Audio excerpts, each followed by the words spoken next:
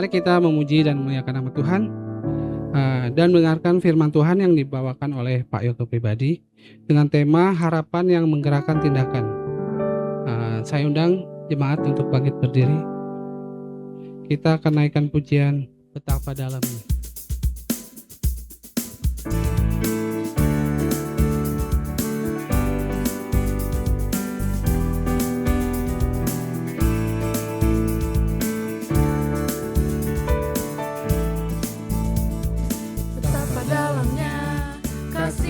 Setiamu, betapa besarnya kebaikanmu, hidupku dipenuhi kemuliaanmu, indahnya, oh Yesus Tuhanku.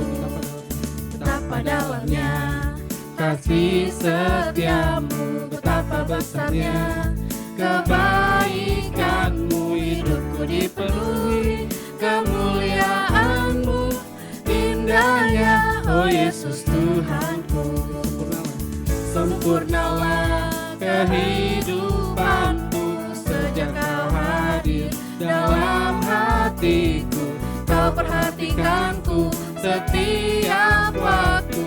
Oh sungguh indahnya Yesus Tuhanku. Betapa dalamnya kasih setiamu, betapa besarnya kebaikanmu, hidupku dipenuhi kemuliaanmu, indahnya, oh Yesus Tuhanku.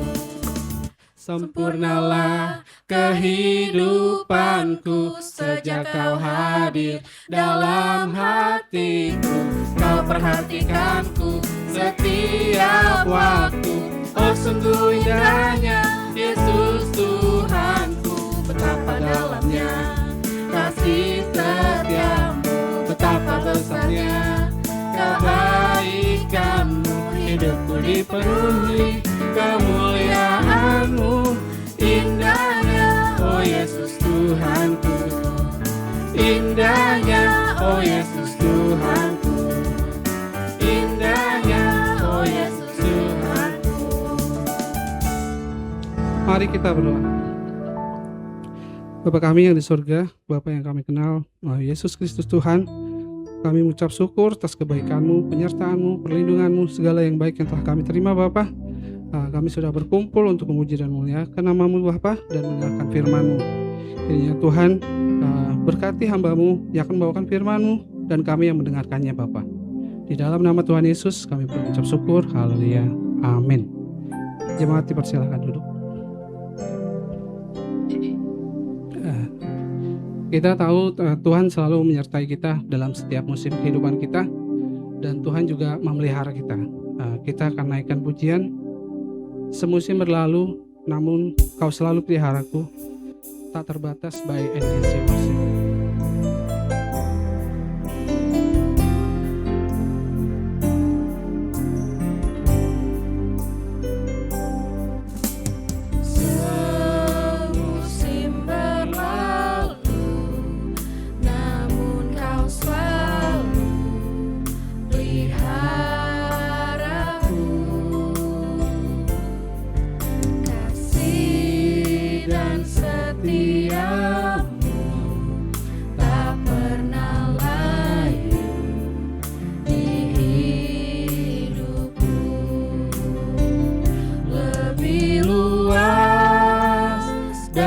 Samudra, kebaikan-Mu Bapa takkan habis di hidupku.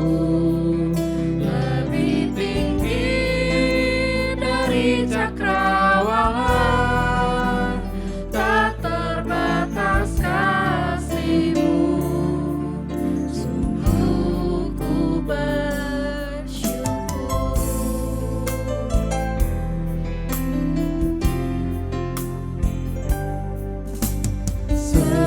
Semusim berlalu, namun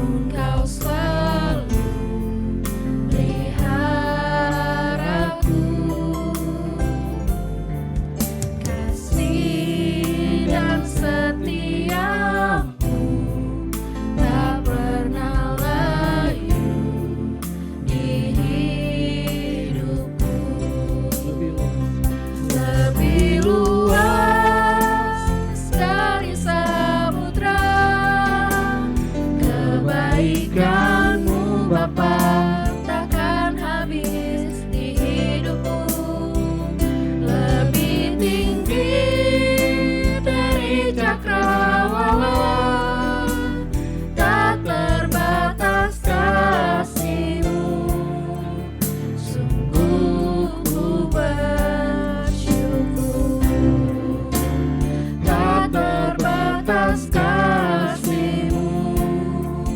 Sungguh ku bersyukur, tak terbatas Saya persilakan, Pak. kasih-Mu. Sungguh ku bersyukur.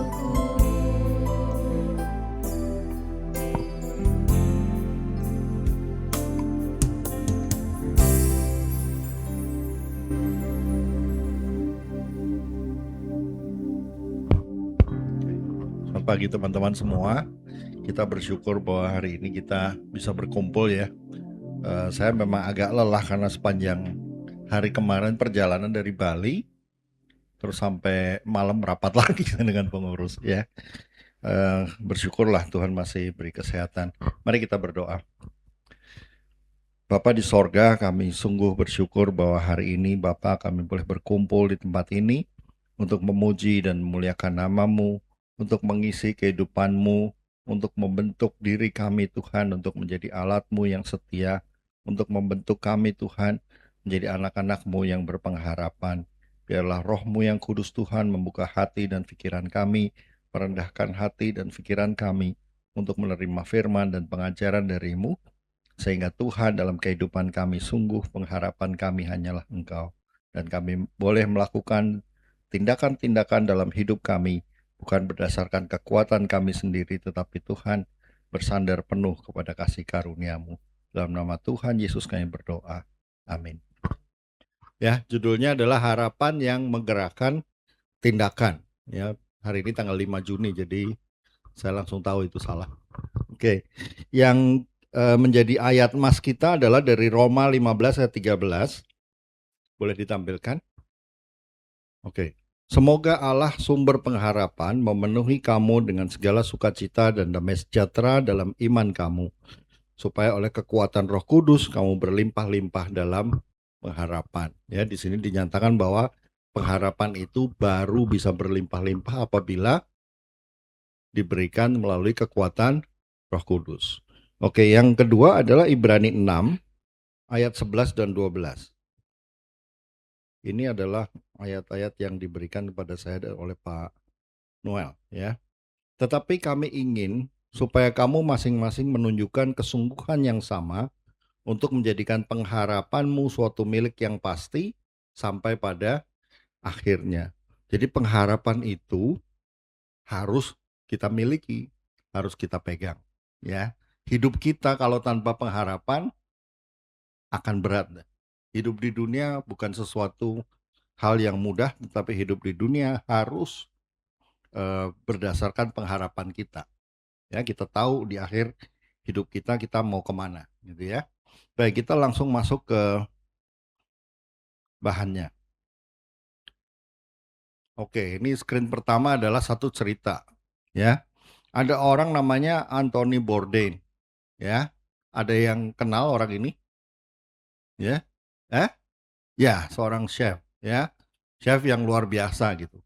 Tetapi kalau kita cek kenapa dia tampak sukses berprestasi, ia berjuang dengan masalah kesehatan mental yang serius, ternyata.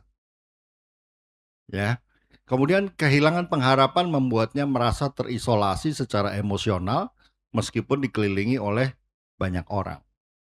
Perilaku tampak normal di luar, namun di dalam ia mengalami keputusasaan yang mendalam. Akhirnya, ketidakmampuan melihat masa depan yang lebih baik dan harapan menyebabkan tindakan tragis, sehingga pada Juni 8 tahun 2018, ia meninggal dunia karena bunuh diri di Kaisersberg, Prancis, dalam usianya yang ke-61 tahun. Sedih ya? Jadi jangan dikira cuma orang yang gak punya duit yang bingung, gak punya pengharapan. Tetapi ternyata orang yang ini kalau ngomong soal duit, seorang chef yang seperti ini luar biasa gitu. Tetapi ternyata dalam hatinya dia tidak punya pengharapan. Kenapa? Karena dia bergantung pada kekuatannya sendiri. Dia gak tahu besok mau kemana. Ya, jadi menurut dia, wah, hidup buat apa ya? Itu yang dia gak bisa tahu. Kenapa saya kaya? Saya punya duit buat apa ya? Sedih nggak kalau ada orang sampai gitu? Kalau orang yang kekurangan, Justru kita tahu ada duit, kita mau buat apa. Jadi pengharapan itu membuat kita tuh mampu untuk mengetahui sebetulnya untuk apa sih hidup, untuk apa segala yang Tuhan berikan bagi kita, ya. Terutama kalau kita ngomong soal eskatologi, nanti saya di akhir hidup mau kemana, ya. Kalau kita nggak percaya, oh udah mati ya udahlah, sama kayak anjing saya mati ya sudah, ya. Tapi kalau kita kan nggak. Oke, next. Nah ini jadi saya rangkum di sini, ya. Seorang yang seperti itu tuh memiliki depresi berat, walaupun secara luar kelihatannya glamor, itu dia menarik diri dari lingkungan sosial, ya. Kemudian dia kurang motivasi untuk melakukan aktivitas sehari-hari. Kemudian perilaku pasif dan apatis, ya. Kemudian berpikir negatif terus-menerus dan potensi risiko perilaku merugikan diri sendiri. Nah, itu penjelasannya di situ cukup komplit sih. Ya, orang yang menarik diri ya otomatis dia jadi diam. Dan ujungnya tahu-tahu kita ketemu dia mati. Seperti yang tadi, Bourdain, ya. Kemudian kalau kurang motivasi jadi ngerjakan segala sesuatu gimana? Asal aja dah, pokoknya saya kerjain. Oke? Kita nggak boleh begitu. Kita harus pikirkan apa yang harus kita lakukan yang terbaik untuk Tuhan. Perilaku pasif, apatis, apalagi kalau ngomongnya eh, bikin ini emang hasilnya apa sih? Sama aja lah. Kalau kita berpikir gitu, pernah kita menghasilkan sesuatu yang bisa dinikmati orang banyak? Enggak, karena semuanya so-so. Ya, bahasa Inggrisnya ngomong gitu. Kemudian perilaku yang berpikir negatif secara terus-menerus itu bisa bikin orang-orang bilang toksik katanya. Udah tahu ya toksik itu seperti apa ya? Nggak usah dijelasin. Kemudian potensi resiko merugikan diri sendiri. Jadi harapannya gimana? Ya berantakan. Oke, next. Nah, ini kita lihat dari Roma 8 ayat 24 ya. Mungkin saya tambah sedikit deh tentang satu cerita sebaliknya dari siapa tadi, Bourdain ya. Ada seorang namanya William Kamkwamba. Itu dia orang Malawi. Dia lahir dalam keluarga yang miskin dan nggak tahu harapan hidupnya gimana. Nah, judulnya nih The Boy Who Harnessed the Wind. Ya, tadi kelewat ya yang ini ya. Oh sesudahnya ya. Oke, saya agak terbalik kalau gitu. Baik, dia itu hidupnya dalam keadaan kesulitan bahkan bencana kelaparan. Tetapi dia itu memiliki pengharapan kepada Tuhan supaya dia bisa berupaya menghasilkan sesuatu yang baik buat keluarga dan lingkungannya yang memang dalam keadaan susah. Dan dia rajin, dia berpikir, wah, saya harus belajar supaya saya bisa memberikan nilai positif dalam lingkungan dan keluarga. Dan akhirnya dengan buku yang dia baca, judulnya Using Energy, dia bisa bikin yang namanya kincir angin buat bikin pompa, dan pompa itu dipergunakan untuk mengairi lahannya. Dan itu menunjukkan kegigihannya dia. Padahal bikin itu, kalau kita ngomong sama orang-orang yang punya banyak duit, wah itu biayanya mahal. Tapi yang dilakukan oleh Kamkwamba ini apa? Pakai barang rongsokan. Tetapi hasilnya baik. Dan kalau kita baca di bawah situ ada tulisan Technology and Culture Forum, ya, itu dia dimasukkan dan bahkan difilmkan, judulnya The Boy Who Harnessed the Wind. Ya, dan saat ini sebetulnya dia itu mendapat award namanya Go Ingenuity Award di tahun 2010. Ya, nggak gampang. Orang kalau udah terpuruk dan dia merasa dirinya miskin, susah gitu, otaknya gimana? Terkurung gitu kan, dia mau ngapa-ngapain nggak bisa. Kita punya kelebihan luar biasa, apalagi dengan tadi saya baru cerita, ini ngomongnya soal duit. Dana datang, kamu mau pakai buat apa? Kamu mau serius atau mau sekedar berhura-hura? Atau mau melakukan segala sesuatu dengan sederhana aja? Sama aja lah, bikin sederhana sama bikin yang luar biasa nggak beda. Oke, next slide. Jadi kita lihat ya, orang jadi bukan karena harta, bukan karena situasi dirinya yang cukup nyaman, itu yang membuat seseorang itu berpengharapan. Tetapi orang yang betul-betul mengetahui bahwa dirinya itu perlu mengembangkan diri dan ada yang dia harus sandari, yaitu Tuhan sendiri. Itu yang bisa membuat dia berpengharapan dan hidupnya berhasil. Oke, di slide ini kita baca Roma 8 ayat 24. Kita itu selamat karena kita punya pengharapan. Tetapi sebetulnya kalau di depan mata kita sudah ada duit, sudah ada segala yang kita perlukan, itu bukan pengharapan lagi namanya, semuanya sudah tercapai. Habis itu kamu bingung mau ngapain. Tetapi pengharapan itu adalah sesuatu yang memang seringkali belum kita lihat. Ya, tetapi dengan pengharapan itu kita mau berjuang supaya apa? Yang kita harapkan bisa tercapai. Itu harus orang yang berpikiran positif, harus orang yang mau bertindak secara aktif, ya. Dalam dunia bisnis sebetulnya kalau kita lihat nih, orang tanpa visi dan tanpa harapan, itu pengusaha pun bisa gagal. Karena dia nggak tahu mau ngapain, dan dia nggak fokus. Akhirnya bisnisnya apa? Ya gagal. Itu ada di situ, ada contoh satu, ya.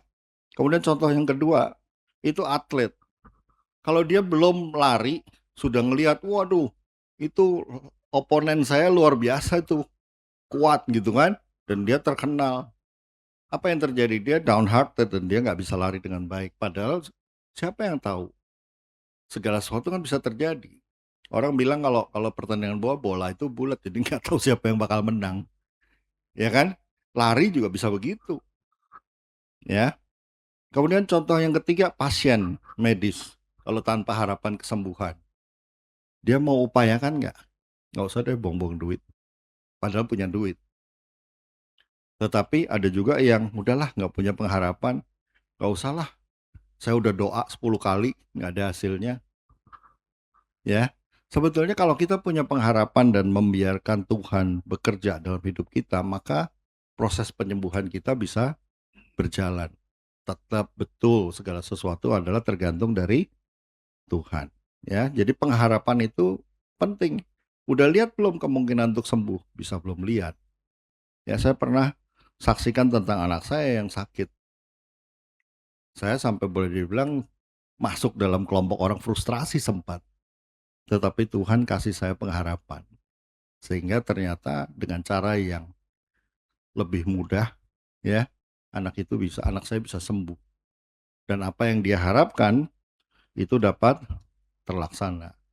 Kalau ditanya ada nggak pengharapan? Secara medis susah. Tapi Tuhan berikan kesempatan itu. Ntar kalau pengen tahu detail kesaksiannya kita ngomong abis ini. Ya, saya nggak ngomong sekarang karena bahannya masih banyak. Oke, next. Pengharapan orang percaya. Oke, kita buka dari Ibrani 10 ayat 23. Kok nggak cocok ya sama catatan saya? Oke, Ibrani 10 ayat 23. Marilah kita teguh berpegang pada pengakuan tentang pengharapan kita, sebab Ia yang menjanjikannya setia. Kita sungguh beruntung kan? Ya, bahwa kita punya pengharapan, dan yang pengharapan kita itu adalah pengharapan yang setia, yang datangnya dari Tuhan sendiri. Lihat di bawahnya, dalam bahasa Yunani kata yang sering dipakai di Alkitab sebagai harapan adalah elpis. Ya, elpis itu saya catat di situ artinya adalah harapan, tetapi punya keyakinan dan kepastian. Ada nggak orang yang harapannya kosong? Banyak. Ya, tetapi Alkitab selalu menyampaikan yang namanya pengharapan itu dengan kata elpis, bukan hope kayak bahasa Inggris yang nggak jelas sebetulnya. Saya makanya lebih sering pakai kata expect daripada hope.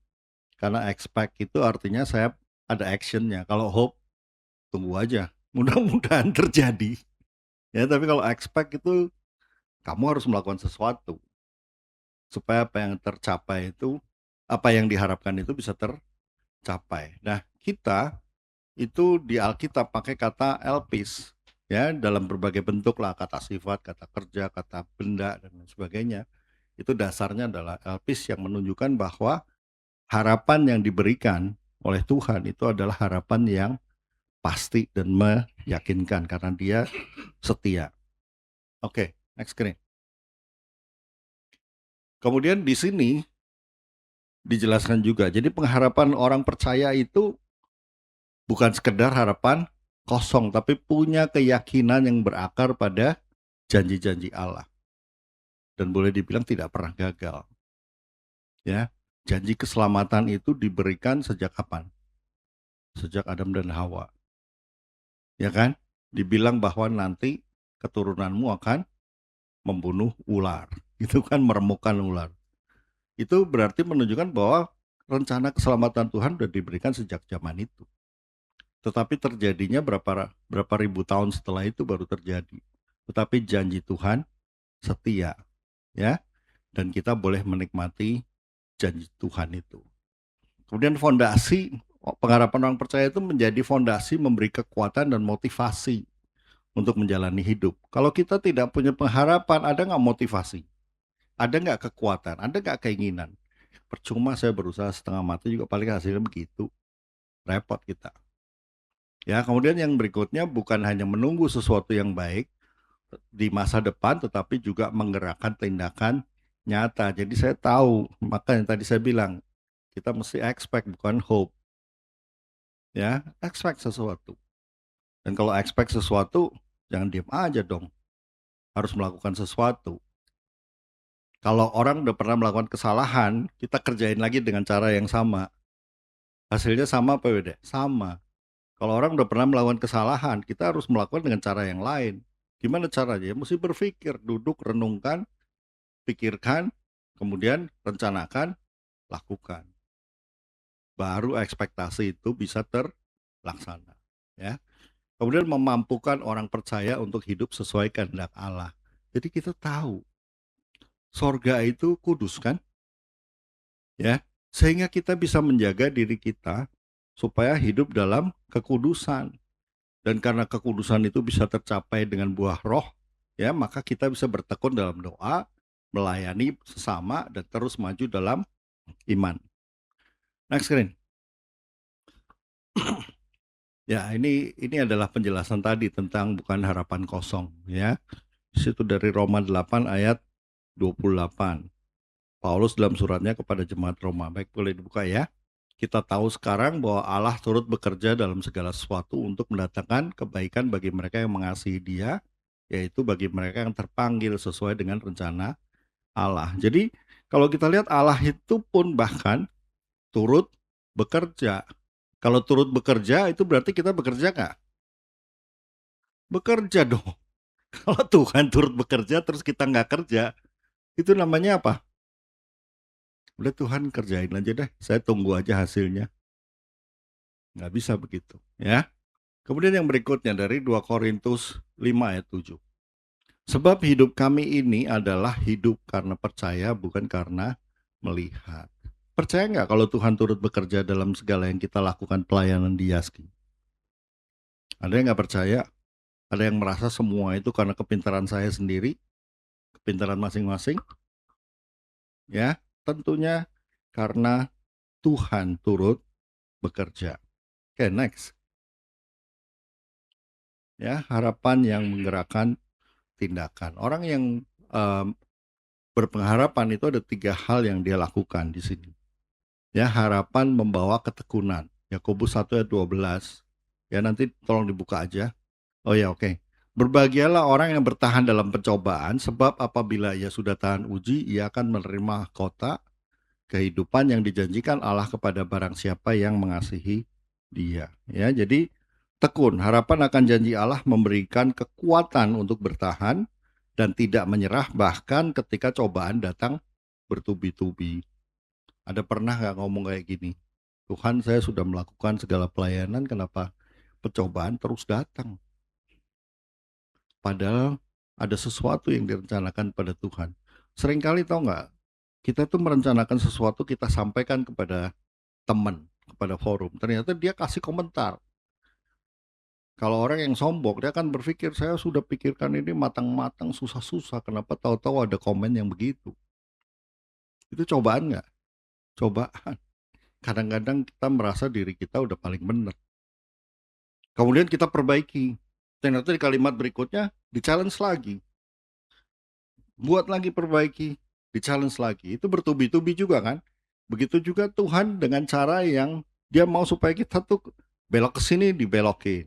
Belok ke sini belokin. Itu rasanya kayak bertubi-tubi. Tetapi ujungnya keselamatan sebetulnya buat kita. Oke, kemudian yang kedua harapan itu menggerakkan perbuatan kasih.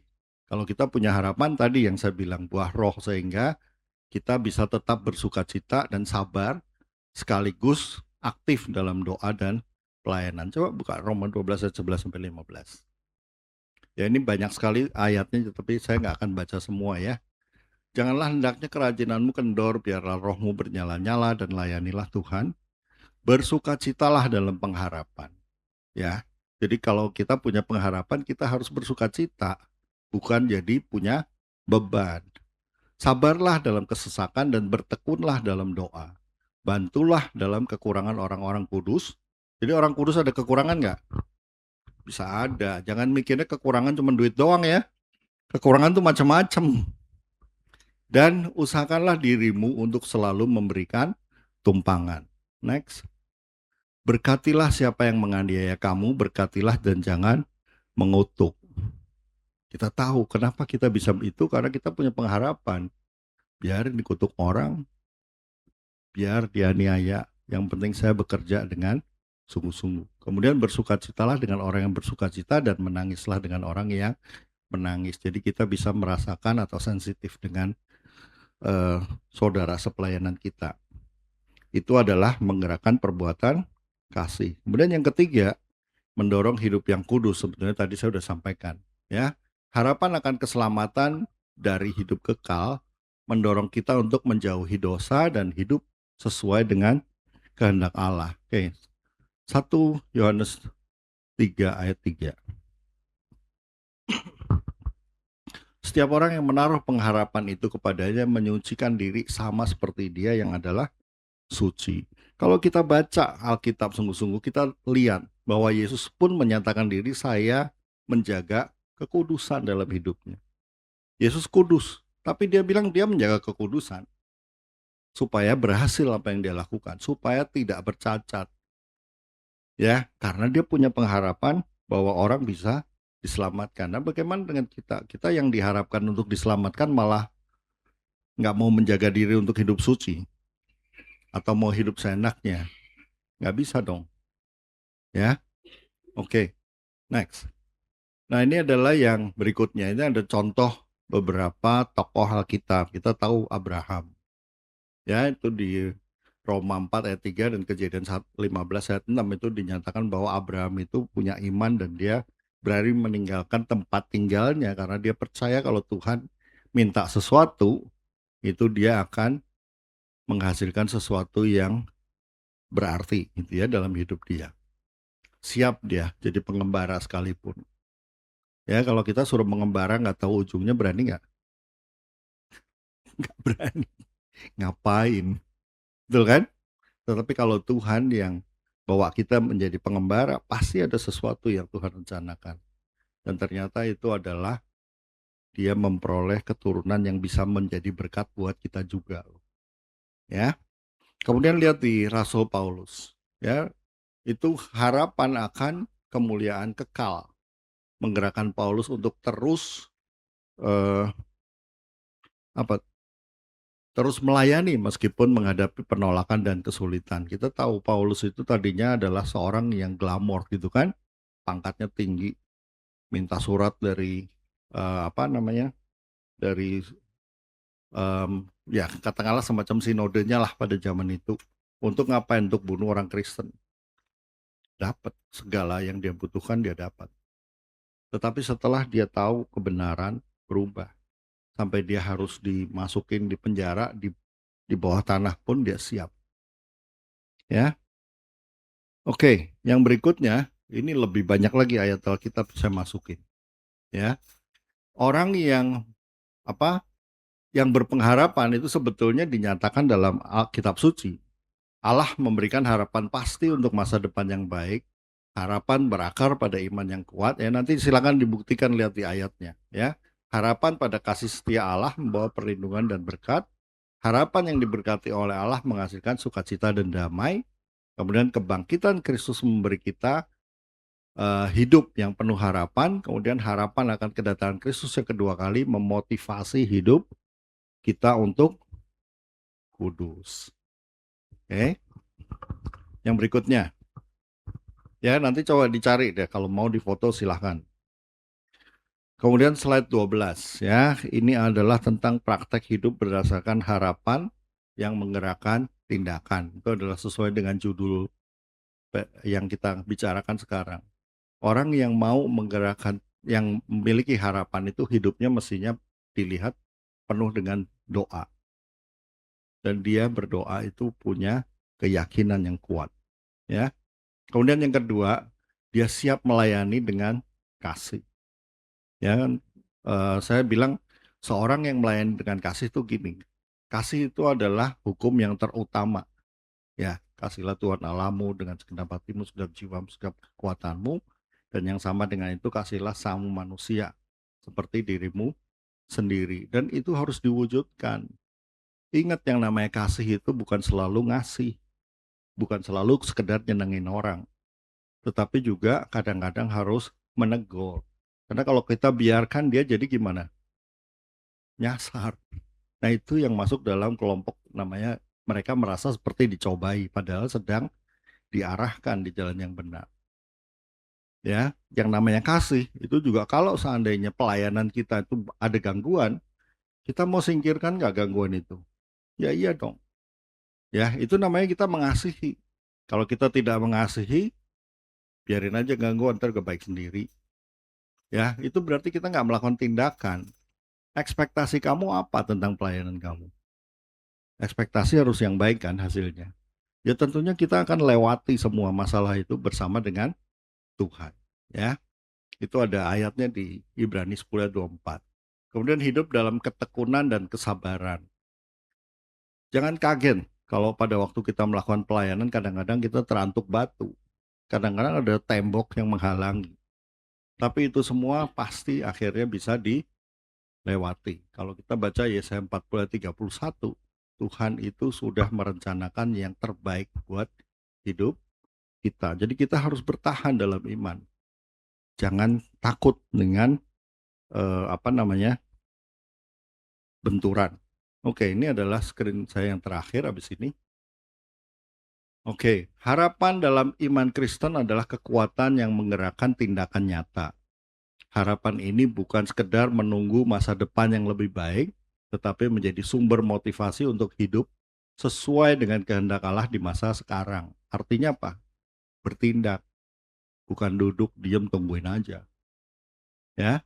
Kemudian harapan yang berakar pada janji Allah memberi ketekunan, sukacita dan kekuatan untuk melayani. Kemudian hidup harus kudus. Dan yang terakhir, sebagai orang percaya, kita itu dipanggil untuk memelihara harapan ini dengan iman yang teguh, bertekun dalam doa dan aktif dalam perbuatan kasih. Dengan demikian harapan kita tidak hanya menjadi angan-angan, ya, bukan harapan kosong, tetapi menjadi kekuatan yang menggerakkan setiap langkah hidup kita. Jadi kalau kita berpengharapan, ingat, kita harus do something. Ya, bukan berharap, tungguin aja. Ya, itu saya kira firman Tuhan pagi hari ini. Mari kita berdoa. Bapa di sorga, kami bersyukur bahwa Engkau mengingatkan kami, Tuhan, bahwa apabila kami memiliki pengharapan, maka kami yakin, Tuhan, Engkau turut bekerja. Dan apabila kami bersandar kepadamu, Tuhan, Engkaulah yang merancangkan segala sesuatu yang indah pada akhirnya. Sehingga Tuhan, apapun yang kami hadapi, kami percaya Engkau yang akan membereskan dan Engkau yang akan menggerakkan kami supaya kami melakukan segala sesuatu dengan setia, dengan takut akan Engkau, memuliakan Engkau, menjaga hidup kami, Tuhan, untuk terus tetap di dalam kasih karunia-Mu, di dalam kekudusan yang Kau berikan bagi kami. Dalam nama Tuhan Yesus kami berdoa. Amin. Terima kasih kami ucapkan kepada Pak Yoga pribadi atas pelayanan dan pemberitaan firman Tuhan yang kita terima ya. Kita harus berharap ya, dan harapan kita pasti karena kita berharap pada Tuhan Yesus ya. Jadi amanlah kita sebenarnya ya. Dan kita akan memberikan persembahan dimulai dari sebelah kanan saya dan juga bisa pakai kiris ya. Kita akan menaikkan pujian kerinduan.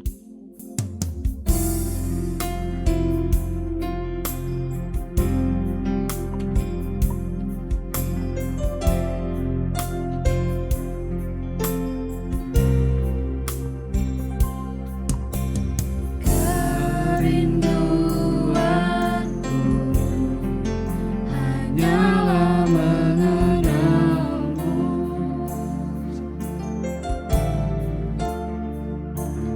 Hatiku telah terpikat olehmu.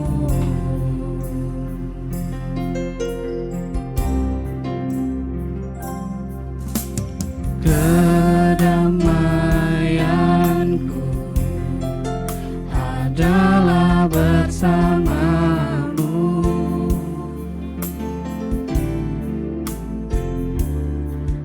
Kasih-Mu Yesus sempurna bagiku.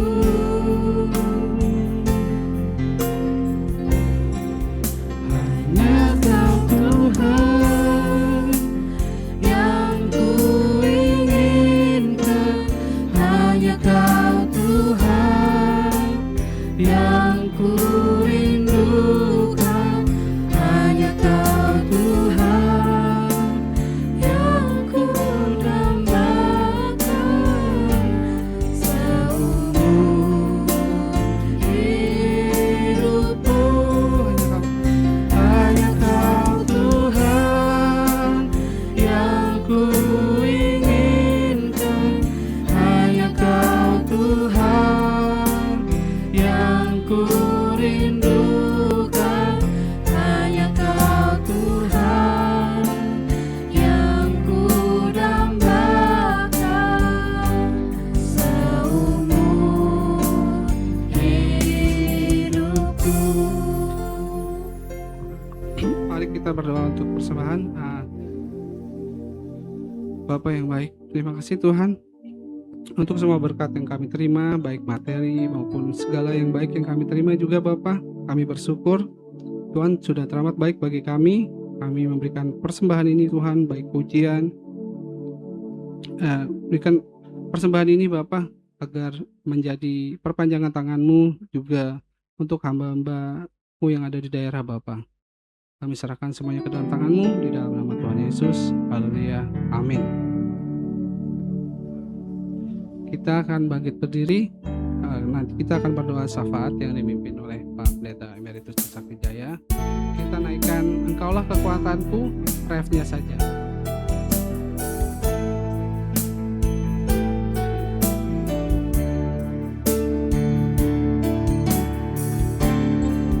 Sejauh langit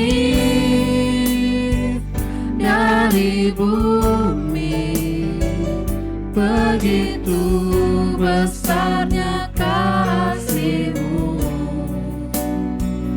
penuhi hati kami yang rindu menyembah-Mu, Yesus. Sejauh langit dari bumi, begitu besarnya kasih-Mu, Kaulah Tuhan kekuatanku, sukacitaku.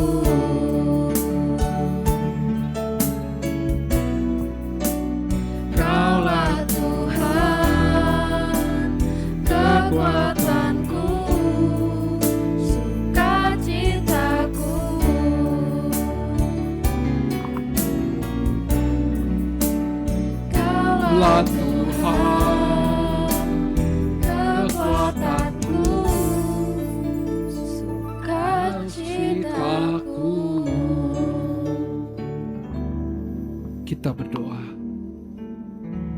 Tuhan Allah Bapa di surga, kembali kami menghadap hadirat Tuhan yang kudus dengan penuh rasa syukur ya Bapa, melihat bagaimana pimpinan dan penyertaan Tuhan di dalam hidup kami dan juga khususnya di dalam ibadah pada pagi ini. Terima kasih Tuhan untuk kebenaran firman Tuhan yang mengingatkan kami bahwa kami mempunyai pengharapan, dan pengharapan itu bersumber pada Allah yang kekal. Dan Allah yang kekal memberikan kami pengharapan dengan janji-janjinya, bukan hanya untuk hidup di dunia ini saja, tetapi hidup nanti setelah kami melewati semuanya ada dalam tangan Tuhan yang kuat. Terima kasih ya Bapa, dan biarlah Roh Kudus memampukan kami untuk menjalankan pengharapan hidup kami ini lewat hari demi hari dengan bersandar hanya pada janji Tuhan semata. Terima kasih ya Bapa, dan kami bersyukur untuk hamba-Mu yang setia, anak-Mu yang Kau kasih Pak Yoke, yang telah menyampaikan kebenaran firman Tuhan dengan begitu indah dan limpah. Dan biarlah kami tidak melewatkannya, dan boleh kami simpan dalam hati dan pikiran kami, dan boleh kami lakukan dalam hidup kami hari selepas hari. Bukan hanya sekedar mengisi rongga kognitif kami, tapi boleh turun ke dalam hati kami dan hidup seturut dengan kebenaran firman Tuhan. Tuhan pimpin dan sertai Pak Yoke di dalam hari-hari ke depan, dan Tuhan pakai dia untuk menjadi lebih heran lagi. Bapa di surga, kami juga bersyukur ya Tuhan untuk semua program Yaski yang boleh dikerjakan, dan program ini boleh dilihat oleh orang-orang yang tergerak hatinya dan melihat ada sesuatu yang boleh dikerjakan yang besar lewat Yaski ini, sehingga pribadi seorang ibu boleh mempersembahkan berkat yang Tuhan berikan untuk Yaski. Biarlah Tuhan, kami yang boleh mendapatkan berkat anugerah Tuhan ini diberikan pimpinan dan penyertaan Roh Kudus, sehingga Yaski boleh menggunakannya dengan penuh tanggung jawab dan takut dan gentar, sehingga semua program yang ada benar-benar ditujukan untuk membawa banyak jiwa lagi datang kepada Tuhan, ditujukan untuk menjadi kemuliaan nama Tuhan. Terima kasih ya Bapa. Kami juga bersyukur untuk penyertaan Tuhan bagi setiap anak-anak-Mu yang menjalankan perjalanan ke beberapa kota dan daerah, dan untuk melakukan kunjungan kerja. Dan kami percaya Tuhan, Engkau telah hantar kembali semua tim dengan selamat, dan Tuhan pimpin untuk tim yang masih berada di luar kota saat ini. Tuhan Bapa di surga, kami juga berdoa Tuhan, khususnya untuk negeri kami. Negeri kami memang tidak sedang baik-baik saja ya Bapa. Biarlah Tuhan kami tidak pernah berhenti dan tidak pernah lelah untuk terus mendoakan negeri kami ini. Banyak kebijakan-kebijakan yang tidak fokus pada meningkatkan kesejahteraan massa, hanya bersifat populis semata untuk kepentingan beberapa golongan semata. Tolonglah Tuhan, Engkau adalah Allah yang berkuasa. Engkau nyatakan apa yang terbaik bagi bangsa dan negara kami. Engkau panggil orang-orang yang takut akan Tuhan agar mereka boleh melakukan pekerjaan tugas ini dengan sebaik-baiknya dan penuh tanggung jawab. Kami serahkan Tuhan pergumulan bangsa kami di dalam tangan Tuhan. Terima kasih ya Bapak. Dan kami juga berdoa untuk setiap teman-teman kami yang ada dalam ruangan ini maupun yang mengikutinya lewat. Tuhan tahu dan mengerti apa yang menjadi pergumulan pribadi masing-masing ya Bapak. Ada malah pergumulan dalam iman, pergumulan di dalam masalah keuangan, di dalam kesehatan. Engkau menilik hati anak-anak-Mu Tuhan. Ingatkan setiap kami untuk tidak pernah berhenti berharap pada Tuhan, untuk tidak pernah jemu untuk bersandar pada Tuhan sebagai sumber kekuatan, pertolongan dan penghiburan bagi setiap kami yang ada dalam ruangan ini atau mengikutnya lewat Zoom. Terima kasih Tuhan, kami percaya Engkau sudah mulai bekerja lewat rencana Tuhan, lewat waktu Tuhan sendiri, dan Engkau telah bekerja untuk menolong setiap kami dengan pergumulan yang kami hadapi masing-masing. Terima kasih ya Bapak, kami bersyukur punya Allah yang boleh dipegang janji-janjinya, Allah yang menjadi sumber pengharapan. Terpujilah nama Tuhan. Dengar doa kami Tuhan, dalam nama Tuhan Yesus Kristus kami berdoa. Saudara-saudaraku yang dikasihi Tuhan, sebelum kita tinggalkan tempat ini dan kembali menjalankan tugas-tugas pelayanan yang Tuhan percayakan, mari arahkan hati kita kepada Tuhan dan terimalah berkat daripadanya. Kiranya Allah Bapa yang telah memanggil, memilih kita menjadi anak-anak yang dikasihinya, boleh senantiasa melimpahi kita dengan kasih setianya yang tidak berkesudahan. Dan di dalam anugerah Tuhan Yesus Kristus, anak yang tunggal, yang rela mati di kayu salib, menebus kita dari kebinasaan. Dan di dalam persekutuan dengan Roh Kudus, kiranya boleh senantiasa memimpin dan menyertai hidup kita, memberkati hidup kita, supaya hidup yang telah diberkati bukan untuk kita nikmati sendiri, tapi boleh kita pakai untuk menjadi saluran berkat bagi setiap orang, sehingga nama Tuhan boleh ditinggikan dan dimuliakan sekarang sampai selama-lamanya. Bapa, terima kasih.